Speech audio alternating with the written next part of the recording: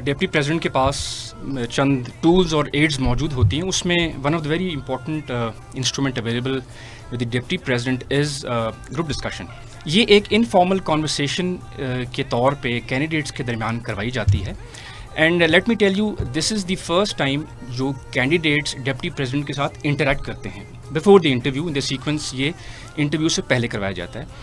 یہ انگلش اور ایک اردو ٹاپک پہ کروائی جاتی ہے on a very relevant domestic issue, جو کہ اگین ہم ایکسپیکٹ کرتے ہیں کہ ایک 18 سے 20 سال کے لڑکے کو اس کے بارے میں نو ہاؤ اور اتنا اس کا نالج بیس ہونا چاہیے.